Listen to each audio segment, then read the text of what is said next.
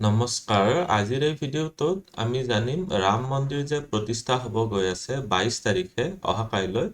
এইটোৰ প্ৰাণ প্ৰতিষ্ঠা কেনেকুৱাকৈ কৰা হ'ব, ইয়াৰে নিয়ম কি থাকিব, প্ৰাণ প্ৰতিষ্ঠা একচুৱেলি কি হয়, আপোনালোকেও ঘৰত নিশ্চয় মন্দিৰ বনাই আছে, মুহূৰ্ত কেনেকুৱাকৈ চিলেক্ট হয় বা কি মুহূৰ্তত ৰাম মন্দিৰত প্ৰাণ প্ৰতিষ্ঠা হ'বলৈ গৈ আছে, ব্ৰত কি পালন কৰিব লাগিব বা ব্ৰত কেইটাৰ বাহিৰৰ কিছুমান কাম আপোনালোকে কৰিব নালাগিব, এই সকলোবিলাক আজিৰ এই ভিডিঅ'টোত আমি আলোচনা কৰিম।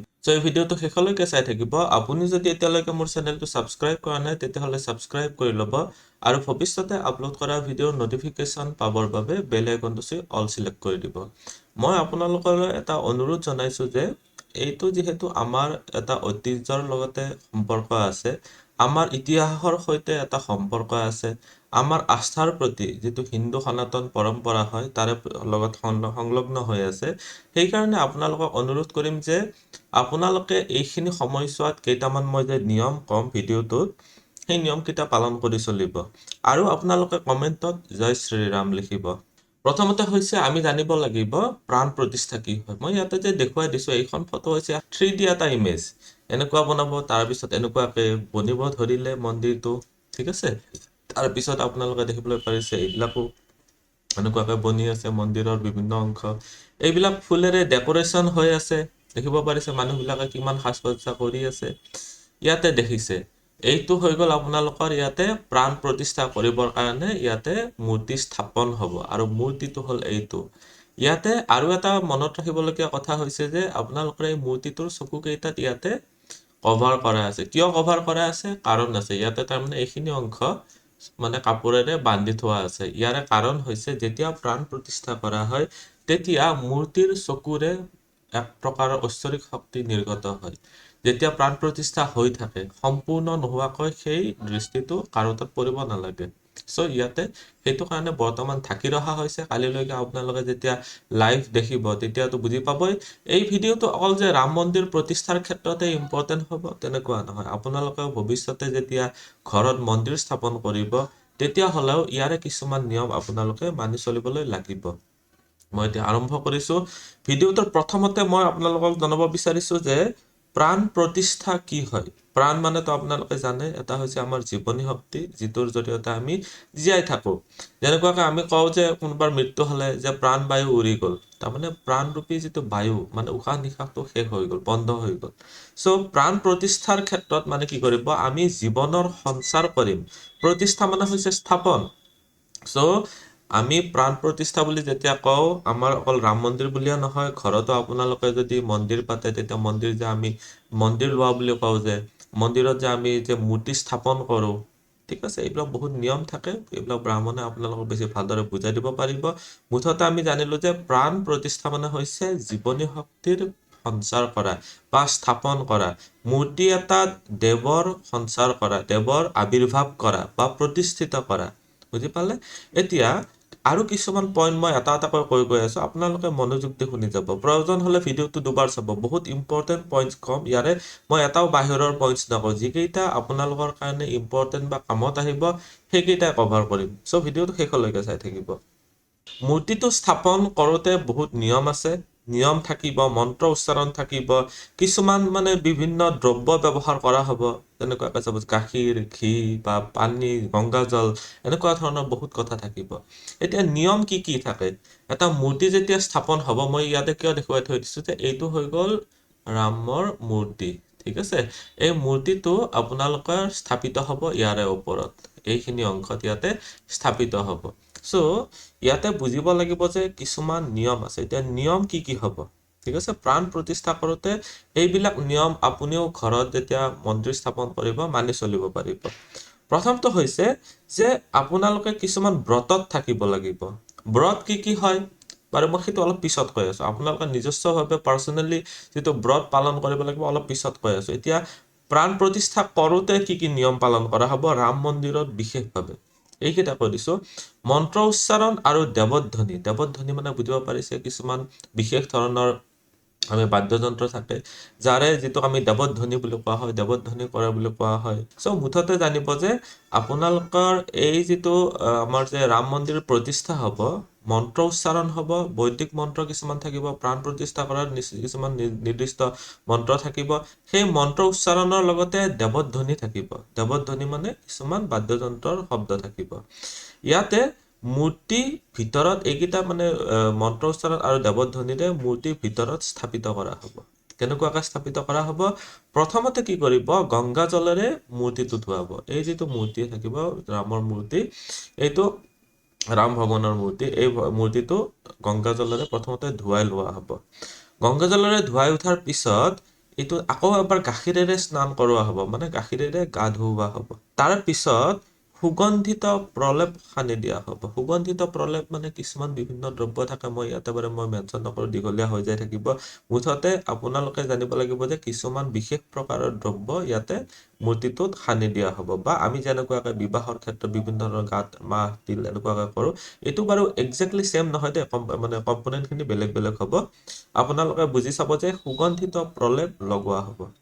4 নম্বৰ পইণ্টত হ'ব কাপোৰ পিন্ধোৱা হ'ব। এই যিটো মূৰ্তি আছে ইয়াতেতো বাৰু এটা বাই ডিফল্টতো আছে বাৰু এটা ডিজাইন, তাৰ উপৰিও ইয়াৰ ওপৰত বস্ত্ৰ পিন্ধোৱা হ'ব। তাৰ পিছত কি কৰা হ'ব? গৰ্ভগৃহত প্ৰতিষ্ঠা কৰা হ'ব। গৰ্ভগৃহ মানে এই যিটো ঘৰ ইয়াতে দেখুৱাই থৈ দিছোঁ, ইয়াতে প্ৰতিষ্ঠা কৰা হ'ব কি? ৰামৰ এই মূৰ্তিটো, বা ৰামৰ যিটো ইয়াতে মানে বিগ্ৰহ হওক, ৰামৰ যিটো মূৰ্তি থাকিব ইয়াতে স্থাপিত কৰা হ'ব। কেনেকুৱাকৈ স্থাপিত কৰা হ'ব? এই নিয়মখিনি পালন কৰে। এইমাত্ৰ যে ক'লো নিয়মখিনি কৰি উঠি প্ৰাণ প্ৰতিষ্ঠা কৰিব, মানে গৰ্ভগৃহত স্থাপিত কৰা হ'ব। গৰ্ভগৃহ মানে এইটো লেটেষ্ট ইমেজ আহিছে যে এই ইমেজটো ৰাম মন্দিৰৰ ভিতৰৰ চাব, যিটো মুখ্য মণ্ডপ মুখ্য থাকিব তাতে ৰামৰ প্ৰতিষ্ঠা কৰা হ'ব। তাৰ পিছত আকৌ মন্ত্ৰ উচ্চাৰণ আৰু দেৱধ্বনিৰে প্ৰাণ প্ৰতিষ্ঠাৰ প্ৰচেছটো আৰম্ভ হৈ যাব। মূৰ্তিটো ইয়াতে স্থাপন কৰি এইখিনি ওপৰৰ অংশখিনিত এই যিখন পতাকা লগোৱা আছে ইয়াতে স্থাপন কৰি আপোনালোকৰ প্ৰাণ প্ৰতিষ্ঠা, দেৱধ্বনি, মন্ত্ৰ উচ্চাৰণ, কিছুমান নীতি নিয়ম এইবিলাকৰ সৈতে আৰু বিভিন্ন ধৰণৰ ঘি চাকি মানে ধূপ ধূনা নৈবেদ্য এইবিলাক যে থাকে, এনেকুৱা ধৰণে আগবঢ়াই ইয়াতে প্ৰাণ প্ৰতিষ্ঠা কৰাৰ মন্ত্ৰ উচ্চাৰণ কৰা হ'ব আৰু সেইখিনি সম্পূৰ্ণ কৰা হ'ব, সেই নিয়মখিনি সম্পূৰ্ণ কৰা হ'ব। এতিয়া আমি জানিম মুহূৰ্ত কি। মুহূৰ্তটো কিয় ইম্পৰ্টেণ্ট হৈ যায়? মুহূৰ্ত মানে হৈছে যে আমি সচৰাচৰ মুহূৰ্ত কিয় ইম্পৰ্টেণ্ট হৈ যায়?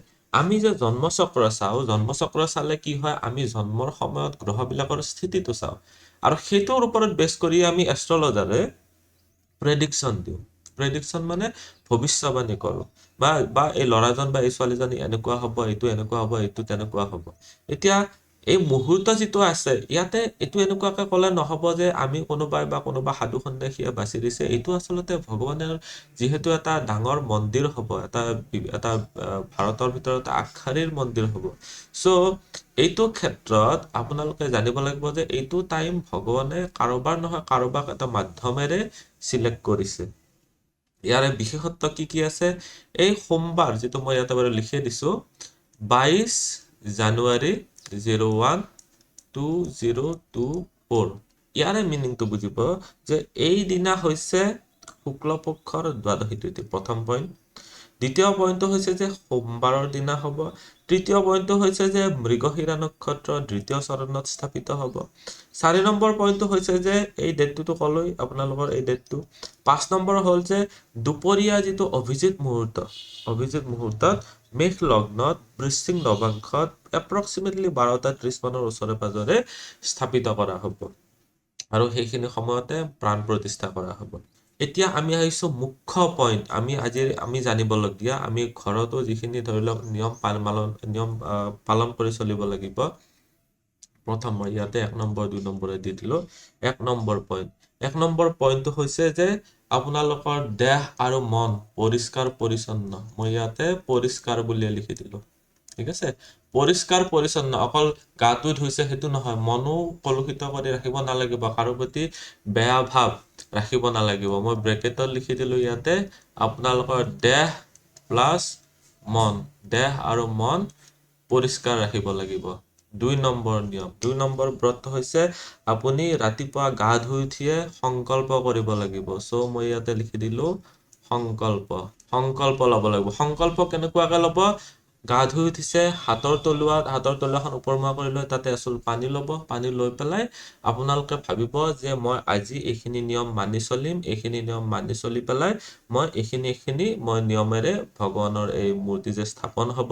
আপোনালোকে ঘৰতো কিছুমান নিয়ম কৰিব পাৰে। সেইকাৰণে কৈছোঁ যে যিখিনি নিয়ম মই ক'বলৈ গৈ আছোঁ সেই নিয়মখিনিৰ কথা সেইখিনি সময়তে গা ধুই উঠি হাতৰ তলুৱাত এচুল পানী লৈ আঙুলিৰে বৈ যাই পৰিব দিব মাটিত। তাৰমানে মনত সংকল্পটো ল'লে পানীখিনি আঙুলিৰে বৈ যায় মাটিত পৰিব। তৃতীয় নিয়ম, 3 নম্বৰ পইণ্টলৈকে আহিছোঁ। তৃতীয় নিয়মটো হৈছে ঘৰৰ পূজাস্থলত ফুলৰ অৰ্পণ কৰিব।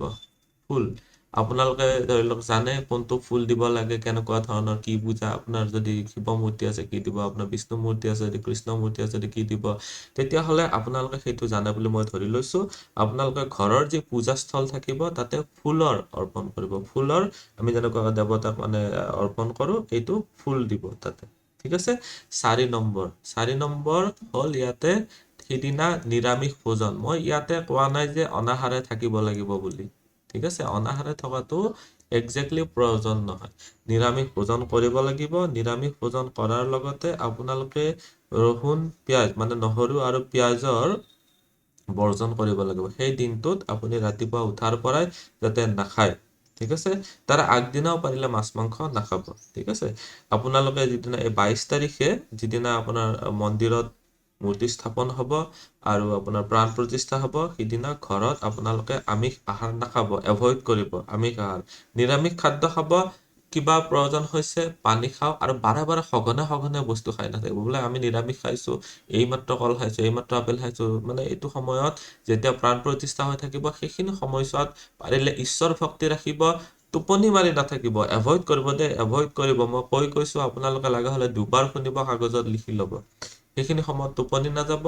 ঘৰৰ বাহিৰতো বৰ মানে এইটো ঘূৰা ফুৰা বেছি কৰি নাথাকিব। আপোনালোকে ঘৰৰ চোতালতো থাকিব পাৰে, কথা নাই, কিন্তু আপোনালোকে ভক্তিভাৱে ঈশ্বৰ ভক্তি ৰাখিব সেইখিনি সময়ছোৱাত।